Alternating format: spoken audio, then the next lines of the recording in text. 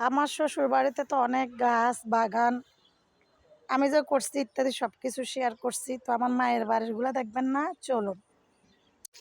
তো এ হচ্ছে আমার মায়ের এইখানে যে শাক লাগাইছে। তো এগুলো হচ্ছে এই যে এখানে আছে লাল শাক, এগুলো এখনো উঠতেছে। এই শাকগুলো যখন দেখা দেয় নাই, মানে শাকের চারা যখন দেখা দেয় নাই, বলছিল শাকের বীজগুলো নষ্ট, দেরি হয়ে গেছে, পচে গেছে, ইত্যাদি ইত্যাদি নানান ধরনের কথা বলছে আমার ভাই ফুট। মানে শাকের বীজগুলো আমি দিছি তো এই জন্য। আচ্ছা যাই হোক, মানে প্রথমত বলছিল সবগুলা শাকের বীজই নাকি নষ্ট। পরে যখন এই শাকগুলো উঠছে, এই শাকগুলো যখন পরে উঠছে বলতেছে যে এগুলা ঠিক আছে, মানে লাল শাক বেশি নষ্ট।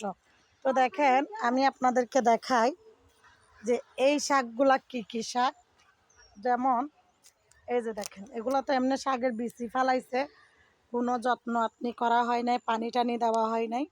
তো আমি যেহেতু পানি দিছি, দেখেন আমি 2 দিন পানি দিছি, শাকগুলো এখন কত বড় বড় হয়েছে, কত সুন্দর সুন্দর হয়েছে। এগুলো হচ্ছে যে আপনার হচ্ছে এগুলো কী শাক, মূলা শাক হবে, এগুলো মূলা শাক।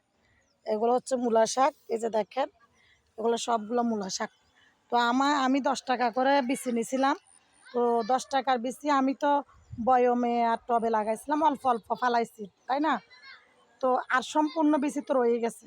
তো তাদেরকে বলছি, তোমরা যে এই জায়গাটা করছো বিচি ফালানোর জন্য, শাক রোকার জন্য জায়গা, এই সবটুকু জায়গার মধ্যে এই বিচিগুলো কমপ্লিট হবে। ওমা ওনারা পাত্তা দেয় না, ওনারা অনেক জ্ঞানী মানুষ আমার থেকেও, সব কিছু তো ওনাদের জ্ঞান একটু বেশি।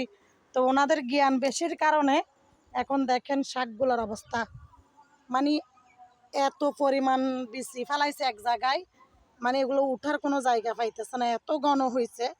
মানে কথা বললে কথা শুনে না, ওভার মাস্টার যারা যারা আর কি, এই ওভার মাস্টারদের অবস্থা হয় এরকম।